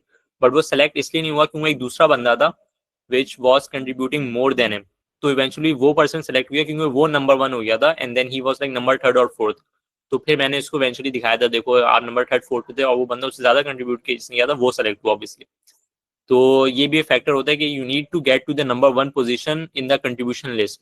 जो भी नया बंदा जिससे आप कंट्रीब्यूट कर रहे हो उससे आप कंपीट जिससे कर रहे हो उसका number 1। There is good website called GSOC Spy, ये वाली, विच बेसिकली शोज यू कि आपके पास कौन कौन बंदा कंट्रीब्यूट कर रहा है एंड कितने बंदे आए हुए हैं। तो just instead of going contributor list पे आप इधर जाके देख सकते हो। अच्छा देखो, ये जो बंदा है इसका नाम मैथन है, तो ये भी मेन ये दोनों कोर मेंटेनर्स हैं। So they are not open source contributors, they actually get paid by LangChain to maintain this repository. तो यू कैन सी, अच्छा इस बंदे ने 19 PRs मर्ज की बंद की हुई है, 17 PRs इसकी मर्ज है, एक ओपन है अभी क्लोज हुई हुई है। सो जब मैं कर रहा था मैं स्पेसिफिकली देख रहा था यहाँ पे इस वेबसाइट पे कि मेरे साथ और कौन कौन कम्पीट कर रहे थे। There was like 3, 4, 5 specifically LangChain की रिपोजिटरी में थे जो स्पेसिफिकली जेमिनी को ही टारगेट कर रहे थे। तो I was just making sure कि मैं उनसे ज्यादा कोड कंट्रीब्यूट कर रहा हूँ, एंड इवेंचुअली मैंने इतना ज्यादा कर दिया था कि मैं मेंटेनर्स जो कोर मेंटेनर्स उनको भी बीट कर दिया था। तो that was a really discriminating factor जो मैंने बताया। एक दूसरा फैक्टर ये था कि मैंने स्लैक पे और डिस्कॉर्ड पे दोनों मेंटेनर्स को रीच आउट किया था, मैंने मशवरे किए थे उनके साथ कि अच्छा मुझे कौन कौन से फीचर्स टारगेट करने चाहिए, एंड मैंने स्पेसिफिकली वो फिर अपने पूरे प्रपोजल में लिखा था कि मैंने इनके साथ ऑलरेडी रीच आउट कर लिया है, मैंने डिस्कस कर लिया इनके मुझे हमें क्या काम करना है। तो दैट वाज दैट, एंड उसके बाद फिर इवेंचुअली मैं GSOC स्टार्टेड। मेरा पहला जो PR था वो अराउंड जून 30 को जाके मर्ज हुआ। दिस वाज अब इसके बाद अगर आप देखो तो दिस यहाँ से मेरा GSOC स्टार्ट होता है, बट अगर उससे पहले भी there were small PRs as well. अगर ये वाला देखो, this was like 1 line of change शायद, हाँ 1 लाइन ऑफ चेंज। तो मैं स्मॉल PRs भी कंट्रीब्यूट किया, ऐसी बात नहीं है। तो eventually there were some big features but there was also some small features as well. तो दिस वाज बिफोर GSOC। अब अगर आप आफ्टर GSOC देखोगे, लाइक ड्यूरिंग GSOC, तो अब ये सारे बड़े बड़े फीचर्स होंगे। So this was my first PR। So अब देखो, दिस इज लाइक 300 लाइंस पे आ गया वापस कोड। आई रिमेंबर कि एक मेरा फीचर था जो कि 700 लाइंस ऑफ कोड पे चला गया था, एंड दैट वाज ये वाला, या सो this was like 700 lines of code. Specifically मेरे मेंटेनर ने आगे बोला था कि नेक्स्ट टाइम आप जो है वो उसको ब्रेक डाउन कर दिएगा ताकि it will be easy for us to merge this. Thanks a lot for approve next time. Please split different libraries in different PRs and it will be easier. तो यही होता है कि इवेंचुअली आप बड़ी PRs तो कर रहे होते हो बट रिव्यूअर्स के लिए करना मुश्किल हो जाता है। तो ये मैं बात करूँ, जब भी आप पहली दफा आओ ना, तो पहली दफा आप छोटा सा कोड कंट्रीब्यूट करनी हो ताकि रिव्यूअर्स के लिए वो रिव्यू करना आसानी हो, एंड और वो कोड भी आप कंट्रीब्यूट करो अच्छा हो। लोग क्या करते हैं, लोग स्टार्ट करते हैं डॉक्यूमेंटेशन अपडेट से, कहीं पे टाइपो हुआ होता है डॉक्यूमेंटेशन में, टाइपो करेक्ट करने जाते हैं। टाइपो करेक्ट करना is the worst PR that you can send as your first PR। Typo correct करने पे आप कभी ना चाहें, यू शुड ऑलवेज गो इधर टू करेक्टिंग समथिंग, और या तो आप डॉक्यूमेंटेशन को करेक्ट करो। डॉक्यूमेंटेशन में कहीं पे कोड गलत लिखा हुआ है या कहीं पे डॉक्यूमेंटेशन आउटडेट हो गए, वो आप अपडेट करने, दैट इज भी रीजनेबल। बट अगर आप कोड कंट्रीब्यूशन में आओ, that is very very good कि आपने कोई छोटा सा इशू उठाया, कोई छोटा सा बग फीचर उठाया, and then you started contributing that and then you eventually fix that एंड वो PR मर्ज हो गए। सो बेसिकली हर डिपॉजिटरी में ना इश्यूज होते हैं। सो इन इश्यूज तो आपकी फिल्टर आ दोगे, इशू हो, ओपन हो, एंड देन आप टैग भी लगा सकते हो। तो अगर आप यहाँ पे लेबल्स पे जाओगे ना, तो गुड फर्स्ट इशू कुछ रिपॉजिटरीज में आते हैं। So you can C good first issue, you can just filter that by this and you can see कि ये एक ऐसा इशू है जो कि मेंटेनर्स ने खुद कहा हुआ है कि ये आसान है। मैं इसके अगेंस्ट भी देखूँ PR ऑलरेडी ओपन है जो अभी मर्ज नहीं हुई है। तो अगर हम इस पे ये देखें तो this will seem like an easy issue जो कि कोई बंदा बिगनर वाला बंदा पिक कर सकता है। सो यूजुअली रिकमेंड ये किया जाता है कि आप भी कोई ऐसा इशू पिक करें जो कि लेबल मेंटेनर ने किया हो, जैसे मेंटेनर है तो इसने लेबल किया हुआ as a good first issue. तो अगर ये PR देखें this shouldn't be more than 100 lines of code.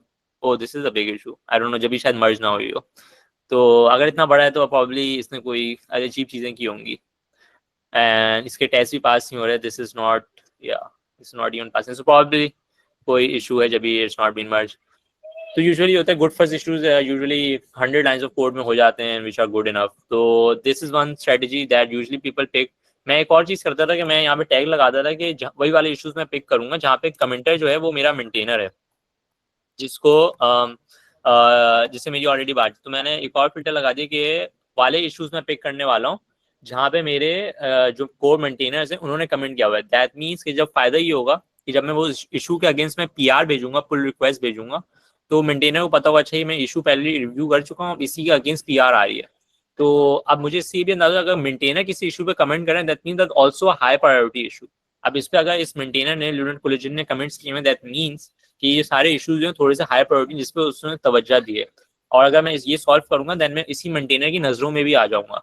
तो दैट एक स्ट्रेटजी मैं ये लगाता था कि मैं कमेंटर स्पेसिफिकली यूनिट कोलिजन कर देता। लोग यूजुअली कहते हैं कमेंट्स, जैसे अभी दिखा रहे थे कमेंट्स की वो उससे रैंकिंग कर लेते हैं जिसमें कमेंट्स आते हैं उसके हिसाब से चले जाएं टोटल कमेंट्स के हिसाब से। That is also good idea. So there are different strategies जो लोग लगाते हैं to filter out the issues. Once you selected the repository then you filter out the issues. तो अब ये लैंगचेन हो गया। ऐसी सिमिलरली लामा इंडेक्स भी रिपोजिटरी जहाँ पे मैं सिमिलरली ऐसे ही काम कर रहा था। तो या एक सेकेंड वापस चले जाते हैं।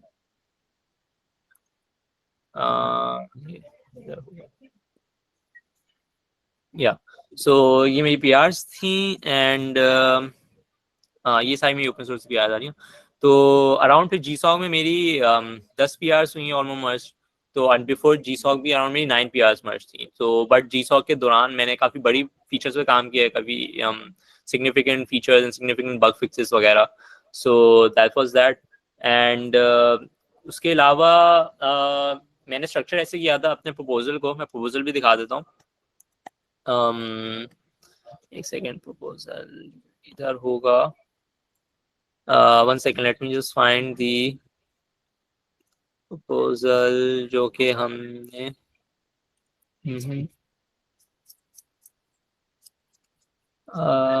yeah, एक second, let me just open this.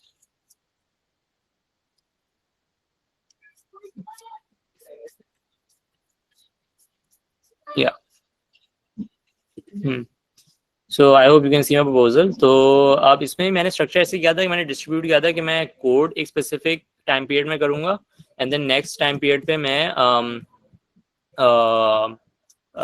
Documentation updates करूँगा। तो मैंने स्ट्रक्चर ऐसे बनाया था कि फेजेस में डिस्ट्रीब्यूट कर दिया। पहला फेज जो है वो मैं लैंगचेन को डिस्ट्रीब्यूट करूँगा, दूसरा फेज जो है वो मैं लामा इंडेक्स पे डिस्ट्रीब्यूट करूँगा, फिर तीसरा फेज में डॉक्यूमेंटेशन अपडेट्स एंड जो मैं फीचर्स जो इंट्रोड्यूस किए उनकी डॉक्यूमेंटेशन अपडेट्स भी ऑब्वियसली काफ़ी सिग्निफिकेंट काम होता है, मैंने उस पर काम करना है। मैंने फेस तो रखा, फिर मैं कम्युनिटी इंगेजमेंट करूंगा। तो वो ये कम्युनिटी इंगेजमेंट का स्पेसिफिक फैक्टर था। उन्होंने बोला यार ये आपने अच्छा काफी काम किया कि आप जो काम कंट्रीब्यूट कर रहे हो, हमारा मेन फैक्टर ही ये करने का गूगल डीप माइंड के मेंटर से वो कह रहे थे कि कम्युनिटी को पता चले कि हमारी कितनी स्ट्रॉन्ग इंटीग्रेशन हो गई है विद दीज फ्रेमवर्क्स। तो उनको काफी अच्छा लगा था। मैंने एक पूरा फेस रखा हुआ है, लाइक पूरा एक वीक रखा हुआ है to just engage with the community. और मैं कम्युनिटी को इंगेज ऐसे ही कर रहा था, स्लैक पे जाके, डिस्कॉर्ड पे जाके उनकी अनाउंस करना, मैसेज डाल देना कि या तो कोई ये फीचर इंटीग्रेट हो गया, ये हो गया है। एंड देन PRs पे इशूज पे कभी कोई इशूज आते थे, कोई भी किसी क्वेरी आती है I can't set this up, तो मैं हमेशा पहले रिप्लाई करता था। तो मैंने स्पेसिफिकली अपने सारे GSOC की चीज़ों में ये सारी चीज़ें लिखी। जब मैं अपनी वैल्यूएशन भी सबमिट करा तो मैं लिख रहा था कि जब भी कोई बंदा क्वेरी के साथ आता है on my issue on my PR तो सबसे पहले मैं रिप्लाई करता हूँ and then get it solve as quickly as possible. तो वो काफ़ी ज़्यादा मेरे मेंटर्स ने भी अप्रिशिएट किया था कि this is like a really good initiative that you taken and we really appreciate कि आप जेमिनी को इतना एनहांस कर रहे हो। एंड देन और ऑब्वियसली कॉन्फिडेंस बढ़ रहा है इन डेवलपर इकोसिस्टम के। Gemini is not as good as like integration wise as good as ChatGPT वगैरह। तो बेसिकली ओवरऑल कॉन्टेक्स्ट ये है कि जब चैट जीपीटी आया था तो उसकी एपीआई सबसे पहले अवेलेबल होती है उसका एसडीके। तो लैंगचेन लामा इंडेक्स जब बनना स्टार्ट हुए थे दे हैड सबसे पहले उनकी इंटीग्रेशन विद चैट जीपीटी थी। जेमिनाई और क्लॉड वगैरह काफी बाद में लाइक 3-4 महीने बाद आना स्टार्ट हुए। दैट इज लाइक 2022-2023 की जब मैं बात कर रहा हूँ, जब इनिशियली ये सब एआई स्टार्ट हुआ। तो उसके वाले से ही अब now they are almost at the same level, but initially सबसे ज्यादा strong integration LangChain LlamaIndex की चैट जीपीटी के साथ थी एज कम्पेयर टू जेमिनाई, जब भी जेमिनाई ने काफी पुश किया इसके अगेंस्ट। तो अगर जनरली अगर आप देख लो तो मैंने बस अपनी यूनिवर्सिटी ली है, मैंने कहीं भी अपना ग्रेड्स मेंशन नहीं किया, मेरी जीपीए क्या है, मेरा कुछ क्या है, मैंने अपने किसी कोर्स के नहीं है। मैंने बस सिंपली अपने क्विक इंट्रो में मैंने बताया कि मेरी इतनी पीआरस मर चुकी हैं लैंगचेन में, इतनी पीआरस मेरी लामा इंडेक्स में मर्ज हो चुकी हैं, और मैंने इतनी लाइन्स ऑफ कोड कंट्रीब्यूट किया है। एंड बेसिक रीजंस ये मैं डीप माइंड ये प्रोजेक्ट क्यों चूज कर रहा हूँ। एंड देन फिर एक स्पेसिफिक एक्टर वही मैं बता रहा था कि मैंने लिखा था मैं नंबर 1 कंट्रीब्यूटर हो गया हूँ। अब ये दूसरा बंदा था which was also contributing but I still beat him. तो दैट वाज वेरी इंपॉर्टेंट, मैंने स्पेसिफिकली वो मेंशन किया था कि देखिए मैं लैंगचेन गूगल में टॉप कंट्रीब्यूटर हो गया हूँ।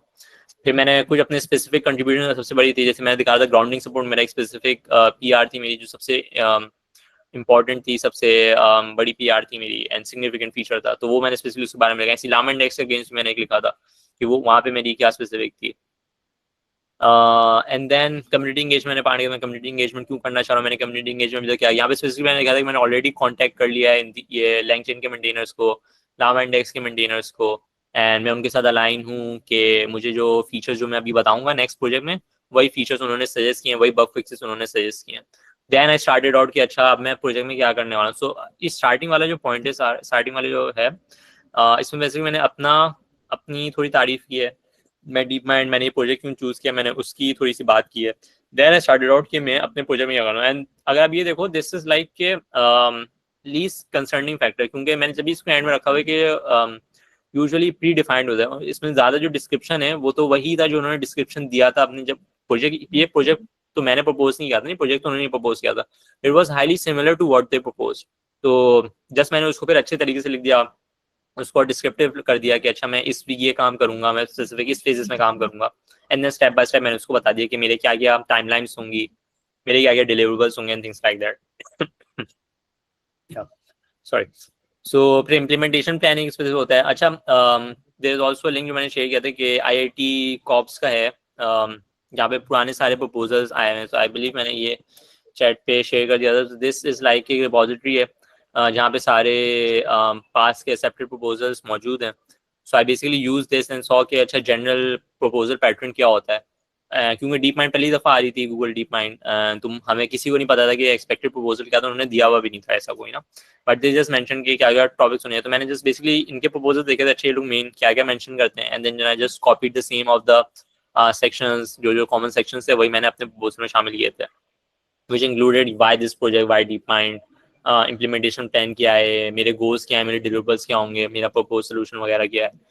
तो ऑब्वियसली ये लिंक शेयर है, you can have a look at it, and मैंने इसका भी लिंक चैट में शेयर कर दिया था। तो दिस वाज माय प्रपोजल। अच्छा इसके बाद मैंने स्पेसिफिकली एक टेबल उनको बना के देखें, ये मेरे पीआरस हैं, इसमें इतना लाइंस ऑफ चेंज हुआ है, ये मर्ज हो गई है ऑलरेडी पीआर मेरी, इस बंदे ने मर्ज किया और ये क्या क्या फिक्स कर रहा था। तो दिस वाज रियली गुड, एक कंपैरिजन उनको मिल रहा है, देखो यार ये एक मेन फीचर मिस हुआ है, ये मेन फीचर मिस हुआ है। तो अब इसमें देखो आई रिमेंबर कि एक बड़ा फीचर ये था, एक बड़ी पीआर ये है, सेकंड मेन पीआर ये है, and then third I believe ये कैशिंग वाली example. So even though this is just documentation update, so I wouldn't count this. I will just simply count एक, दो, and then these three, and then ये काफी छोटी छोटी PRs हैं. So yeah, I will say कि 3 main PRs हो गई, and then 5 normal PRs हो गई. तो एंड देन से फिर लास्टली मैंने पूरी कॉन्वर्जेशन विद माय लैंगचेन के मेंटेनेंस भी अटैच थे कि मैंने उनके साथ ऐसे बात की है, मैंने ये अलाइन कर लिया, उन्होंने ये फीचर्स मुझे सजेस्ट किए हैं, मैं यही फीचर्स टारगेट करना चाह रहा हूँ लेंगे। तो मैंने पूरा उनको जस्टिफिकेशन दी थी। और अब जब मैंने इतनी ज़्यादा चीज़ उनको बता दी थी कि मैं उनके साथ पूरा अलाइंड हूँ, मैंने सब कर लिया, तो वो और कोई दूसरा बंदा कैसे ही सेलेक्ट कर सकते थे। मैं उनको बता दूँ कि मैं जो मेंटेनर्स हैं जिधर मैं काम करना चाह रहा हूँ, जिधर आप भी चाह रहे हैं कि मैं जेमिनी की स्ट्रॉन्ग इंटीग्रेशन हो, उनके मेंटेनर्स के साथ मेरी इतनी अच्छी बातचीत हो गई है। तो अब और मैं उनके साथ पूरा अलाइंड, उन्होंने मुझे ये सारे फीचर्स बताए हैं कंट्रीब्यूट करने के। तो ये सिलेक्ट था उनका। और ये डिस्कॉर्ड आई बिलीव कि अगर हम जैसे इधर जाएंगे तो इधर देर उनका चैनल का लिंक इधर यहीं कहीं पे ये लैंगचेन का। सो अगर मैं सिंपली गूगल भी कर लूँ LangChain Slack चैनल तो कहीं ना कहीं आ ही जाएगा। तो ये बेसिकली आ गया। ऐसे ही सिंपली आप लामा इंडेक्स का भी कर ही सकते हो कि लामा इंडेक्स का डिस्कॉर्ड आ जाएगा basically, LlamaIndex channel communication, I believe वो भी कहीं ना कहीं आ ही जाएगा। या सो ऐसे ही इनके कहीं ना कहीं चैनल्स मौजूद। ओ ये डॉक्यूमेंटेशन है बट कम्युनिकेशन चैनल कहीं ना कहीं होगा। इसका डिस्कॉर्ड है तो let's just search for that. So this is just for showing कि if you want to join communities channel तो वो आप ऐसी उनकी या तो कहीं कहीं डॉक्यूमेंटेशन में मौजूद होता है, कहीं गिटहब पे मौजूद होता है, तो वो कहीं ना कहीं मौजूद होता है। So you can just I think अगर हम ये रन लामा इनकी रिपोजिटरी में है तो यहाँ पे मौजूद हो शायद। तो this is LlamaIndex repository, this was another one of the key repository जहाँ पे मैंने कंट्रीब्यूट किया डॉक्यूमेंटेशन लिंक दिया डिस्कॉर्ड दिया। तो या यही मैं बता रहा था, इधर भी ऐसी अगर आप उनके इश्यूज पे जाएं तो यू कैन ऑल्सो सी के इस इशू स्टेट ओपन कर लिया आपने and then you can tags आप लगा सकते हो लेबल्स के हिसाब से। यहाँ पे अगर गुड फर्स्ट इशू भी आ रहा है तो आपने उसके हिसाब से देख लिया। या गुड फर्स्ट इशू अभी कोई ओपन नहीं है, क्लोज में यू कैन सी है क्लोज में कुछ आ रहे हैं विच आर अवेलेबल इशू, तो गुड फर्स्ट इशू यहाँ पे नहीं। तो इट्स ओके अगर आपको कोई गुड फर्स्ट इशू नहीं आप इसको हटा दें simply and then just basically try to see के कोई आसान से इशू आपको नजर आ रहा है जिसमें कम्युनिकेशन चल रही है, जिसमें मेंटेनर से बात की थी। अच्छा मेंटेनर जो हमारे थे वो लोगन मार्कविच थे। तो let me just filter that bye तो आई कैन जस्ट मैं फिल्टर जिसमें लोगन ने बात की उसी को मैं टारगेट करूंगा एंड देन मैं वो बढ़ा देता हूँ काउंट ताकि I will just filter by दो जिसमें एक्टिवली कंट्रीब्यूट है या लास्ट अपडेट जिसमें ज़्यादा हो रही है, तो ये भी कर सकते हैं। सो this is how I filter out कौन से मुझे फीचर्स पे काम करना है, कौन से उसमें करना है। अच्छा मुझे स्पेसिफिकली जेमिनी पे करना होता तो मुझे यहाँ पे स्पेसिफिकली कहीं पे जैन AI वगैरह भी लिखना होता तो आई गेस उसका भी कोई कमांड होता था कि फिल्टर बाय या इन्वॉल्व्स या मेंशन कहीं पे you can filter out by keyword as well, उसका भी कोई कमांड होता था। आई एम नॉट रिमेम्बरिंग कौन सा होता था बट इसका भी कोई कमांड होता है। यू कैन फिल्टर आउट कि अच्छा या तो इशू के नाम में या तो इशू के डिस्क्रिप्शन में जेमिनी का कीवर्ड मौजूद हो या उसके या जेन AI का कोई कीवर्ड मौजूद हो, तो मैं उसके हिसाब से भी फिल्टर आउट करता था कि अच्छा लामा इंडेक्स क्योंकि अब पूरी रिपोजिटरी है उसमें GPT भी इंटीग्रेट हुआ हुआ है, क्लाउड भी इंटीग्रेट है, तो I just wanted to contribute to Gemini only. तो मैं वही वाले स्पेसिफिक इशूज पे जो जेमिनी के, तो इसलिए फिर मैं कीवर्ड लगा सकता हूँ जेमिनी का। उसका भी कोई यहाँ पे कोई होता है आई गेस हम गूगल कर सकते हैं उसे, we can see that but yeah. तो this was my whole experience overall. I feel like कि काफ़ी इंटरेस्टिंग रहा मेरे साथ। उनका जो चैनल था डीप माइंड का उसमें they were people from Caltech, Harvard, MIT से, स्टैनफोर्ड से, साउथ कोरिया साइड से काफ़ी थे, चाइना से। तो अच्छा डीप माइंड के भी था कि डीप माइंड क्योंकि गूगल की इंटरनल ऑर्गेनाइजेशन थी, they also had the most number of participants, around 42 acceptances थी उनकी। 42 किसी की भी नहीं होती, यूजुअली ज़्यादा से ज़्यादा 15 होती हैं। जैसे OWSP की इवन तो they have multiple projects, OWSP के अंदर मल्टीपल प्रोजेक्ट्स हैं, जब भी उनकी 15 होती हैं। यूजुअली 2 या 3 लोग सिलेक्ट होते हैं। आई रिमेंबर एक ऑर्गेनाइजेशन थी which I was also looking at, मैं उसका नाम भूल गया। So they initially had 5 proposals, 5 project proposals है, लेकिन फिर उनको गूगल ने एंड में सिर्फ तीन प्लेसेस दी। तो ऑब्वियसली जो 3 उनकी प्रायोरिटी में प्रोजेक्ट्स थे वो उन्होंने चूज कर लिए और उसके अगेंस्ट जो कंट्रीब्यूट कर रहे थे बंदे वो चूज कर लिए। सो इवन तो जो चौथे और 5वें प्रोजेक्ट्स थे और उस पर जो बंदा कंट्रीब्यूट कर रहा था उसकी कंट्रीब्यूशन कई ज्यादा थी as compare to the people that got selected for the selected projects. But वो सेलेक्ट नहीं हुआ क्योंकि ऑर्गेनाइजेशन जो प्लेसेस ही 3 मिली तो उन्होंने वो 3 प्रोजेक्ट सेलेक्ट कर लिया और उसके अगेंस्ट बंदे सेलेक्ट कर लिए जो उस पर कंट्रीब्यूट कर रहे थे। तो वो बंदा रह गया जिसकी ऐसे प्रोजेक्ट में कंट्रीब्यूशन थी जो कि सेलेक्ट नहीं किया ऑर्गेनाइजेशन ने क्योंकि उनको प्लेसेस कम थी बट उसकी कंट्रीब्यूशन ऑर्गेनाइजेशन काफी ज्यादा थी। तो एक वो ऐसा भी सीन हो जाता है कि इवन तो आपके एक्सपेक्टेड प्रपोजल्स आए हुए बट गूगल जो है वो आपको प्लेसेस ही 3 दे रहा है। आपके 5 प्रपोजल्स थे, गूगल प्लेसेस ही आपको 3, then you have to choose 3। But Google DeepMind completely different है। तो पहली दफा ऑर्गेनाइजेशन आ रही है एंड 40 उनको प्लेसेस दे दिए, 42 प्लेसेस या something like that. That was very unusual क्योंकि अब वो ऑब्वियसली उनकी इंटरनल ऑर्गेनाइजेशन उनको मसला नहीं था बट ये काफी फैक्टर था। सो इवन तो गूगल डीप माइंड में एप्लीकेशंस काफी ज्यादा थी, हर दूसरे बंदे ने 2 3 आप प्रपोजल्स कर सकते हो। तो इवन तो कोई बंदा मेन कोई ऑर्गेनाइजेशन को टारगेट कर रहा था, उसने सेकंड प्रपोजल गूगल डीपमाइंड में डाल दिया था। तो इसी वजह से उन्होंने बताया था कि हमारी जो है प्रपोजल भी हमें काफ़ी एक्सपोनेंशियली ज़्यादा रिसीव हुए थे। तो दैट वाज दैट। उसके बाद काफ़ी इंटरेस्टिंग रहा। अराउंड लाइक 12 वीक्स हमारी कोडिंग रहती थी। बाई वीकली हमारी रिमोटली सिंक्स मीटिंग्स हो जाती थी around 12 weeks. And then community का काफ़ी एक्सटर्नल फैक्टर रहा। आई गेट टू मीट के एक तो मेंटर्स मेरा अराउंड द वर्ल्ड पेज जो है, मैं एक फैक्ट बता दूँ लाइक जैसे अभी गूगल का इवेंट होता है हर साल मई में, तो स्टेज पे सबसे पहले सुंदर पिचाई आया। Sundar Pichai is obviously the Google CEO. And then फिर उसके बाद डेमिस हसाबिस आया। डेमिस हसाबिस इज बेसिकली जिसको भी नोबेल प्राइज मिला था, एंड वो गूगल डीप माइंड लीड करता है। एंड देन फिर उसके बाद पेज बेली आई थी। तो दिस इज ऑल लाइक पूरा एक इवेंट होता है जिसमें they all bring in developers and news reporter from around the world. They introduce new projects like Gemini पे जो उन्होंने काम किया पूरे साल वो इंट्रोड्यूस करते हैं। तो she was the third person जो या फोर्थ पर्सन जो इंट्रोड्यूस की मतलब स्टेज पे आके वो बता रही थी और कोड वगैरह कर रही थी। So this is high level की पेज कितनी हाई उस पोजीशन पे across Google and Google DeepMind. And as Philip co-contributor the Hugging Face. So that basically brings Hugging Face पे ये CTO शायद था या इंजीनियरिंग लीड समथिंग था। then he joined basically Google DeepMind 1-2 साल पहले ही। तो this basically shows कि when you contribute to Google या GSOC तो this basically आपके कनेक्शंस काफ़ी बिल्ड करता है। अगर मैं उसके बाद देखूं कि एक तो ये कम्युनिटी कनेक्शन वगैरह हो गए, but even after that there have been like frequent approach like back and forth काफ़ी है मेरा विद कंपनीज वगैरह। मुझे काफ़ी लोगों ने अप्रोच किया with LinkedIn company CTOs and offering me के are you open for engineering role वगैरह।